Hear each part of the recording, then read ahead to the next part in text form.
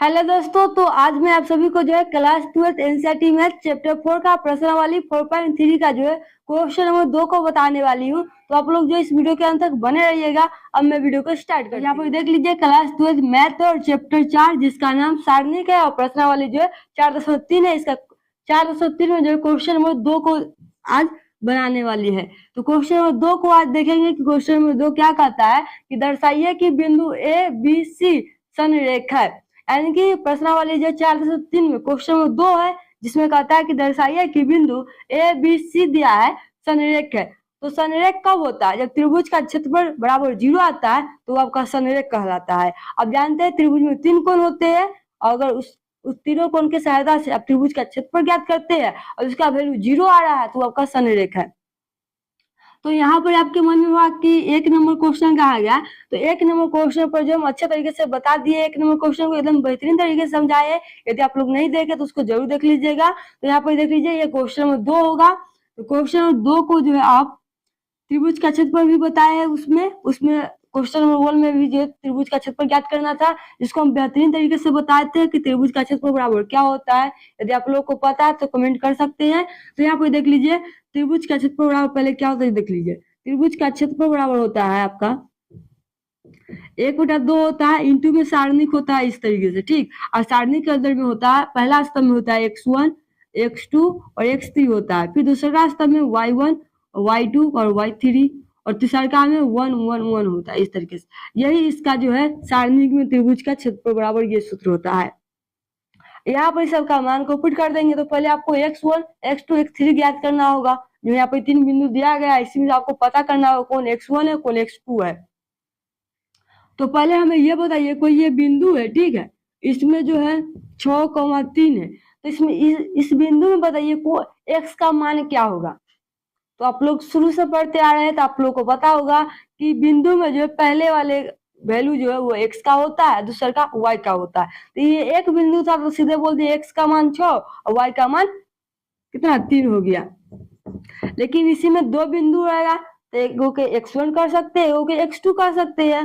और 3 गो बिंदु रहेगा तो एक गो के x1 एक गो के x2 एक गो के x3 हो जाएगा, क्योंकि एक बिंदु में तो एक ही गो x का मान आएगा, दूसरा बिंदु में दूसरा का x का मान आएगा। इस तरीके से उसका वैल्यू नाम दे सकते हैं। तो यहाँ पर आप देख लीजिए क्या है, यहाँ पर पहला बिंदु है a, b + c है। तो ये जो हुआ पहले आया तो ये x का मान हो गया, अब b + c है बाद में तो y का मान हो गया। तो 3 गो बिंदु है इसलिए इसका नाम दे दीजिए x1, इसका नाम दे दीजिए y1, ठीक है।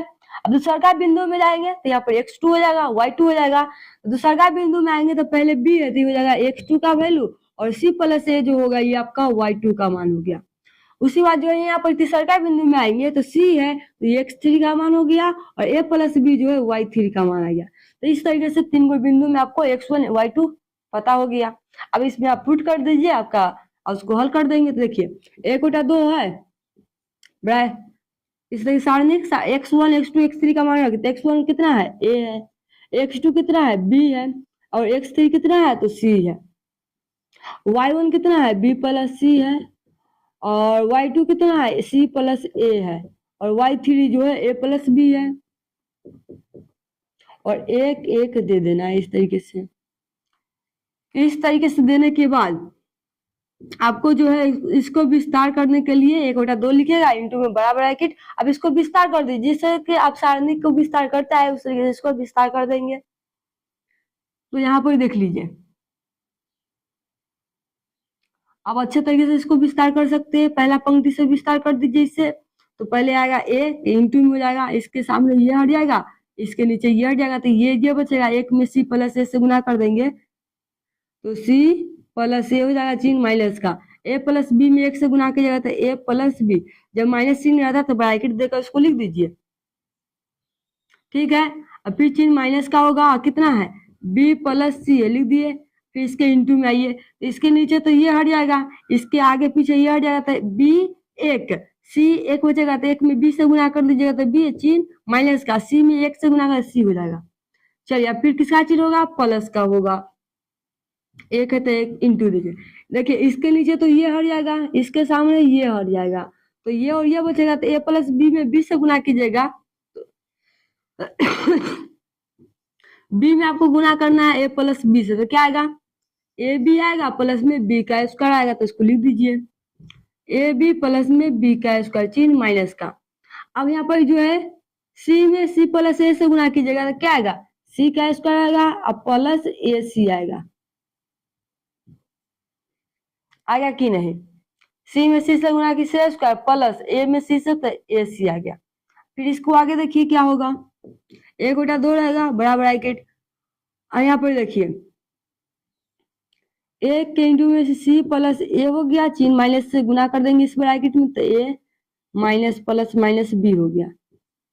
इसमें देखिए तो ए प्लस बी प्लस सी है, बी माइनस सी है, तो इसको इस तरीके से लिख सकते हैं, समझ सकते हैं कि ए प्लस बी है और ए माइनस बी है, बराबर क्या होता है ए का स्क्वायर माइनस बी का स्क्वायर, तो बी का हो जाएगा स्क्वायर और चिन्ह माइनस सी का स्क्वायर हो गया।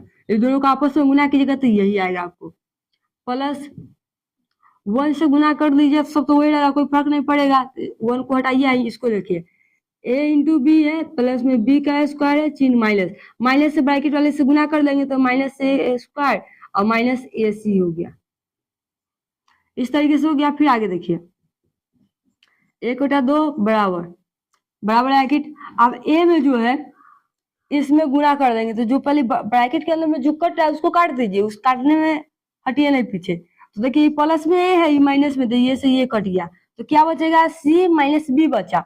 तो यहाँ पर गौर से देखिए क्या बचा, इंटू में है आपका ए और इंटू में क्या बचा सी माइनस बी है ना, बचा सी माइनस बी, इसको जब आपस में गुना कर लेंगे तो ए सी होगा और माइनस ए बी होगा, तो लिख दीजिए ए सी माइनस में ए बी हो गया। अब माइनस वाले के इस ब्रैकेट में गुना हो जाएगा तो माइनस बी का स्क्वायर होगा और माइनस प्लस सी का स्क्वायर हो गया। अब इसमें देखिए इसमें कोई कट रहा है, इसमें कोई नहीं कट रहा, तो इसको ऐसा लिख दीजिए, ब्रैकेट को हटा देंगे तो ए बी हो जाएगा प्लस में बी का स्क्वायर हो जाएगा माइनस सी का स्क्वायर माइनस ए सी हो गया। अब जो कट है उसको काट दीजिए, देखिए ये प्लस में है ए सी, ये माइनस में है, तो ये से ये कट गया, ये माइनस में ए बी है, ये प्लस में है, तो ये से ये कट गया, ये माइनस में बी का स्क्वायर है, प्लस में बी का स्क्वायर है, तो ये से ये कट गया, ये प्लस में सी स्क्वायर है, ये माइनस में है, तो यानी कि एक दूसरे से सब कट गया, ब्रैकेट के अंदर में जो है एक दूसरे से सारा कट गया, यानी कुछ भी नहीं बचा, इसका मान जीरो, यहाँ पर क्या गया सबका मान जीरो हो गया, सब एक दूसरे से कट गया, कुछ नहीं बचा, जीरो बचा, तो एक बटा दो इंटू में जीरो, और जब जीरो में कोई भी संख्या से गुना कीजिएगा या भाग कीजिएगा तो उसका वैल्यू क्या आएगा जीरो आएगा। देखिए यहाँ पर त्रिभुज का क्षेत्रफल क्या होगा जीरो हो गया, तो आप लिख सकते हैं चूंकि त्रिभुज का क्षेत्रफल बराबर जीरो आ गया, इसके नीचे आप लिख सकते हैं चूंकि त्रिभुज का क्षेत्रफल बराबर जीरो, इसीलिए जो है तीनों बिंदु क्या है संरेख है। तो इस तरीके से आप जो है दर्शा सकते हैं कि बिंदु जो है संरेख है कि नहीं। तो यदि मेरा वीडियो अच्छे लगे तो वीडियो को लाइक कीजिए, शेयर कीजिए और कमेंट में जरूर बताइए कि आप लोगों को जो वीडियो कैसा लगा है। तो थैंक्स फॉर वॉचिंग।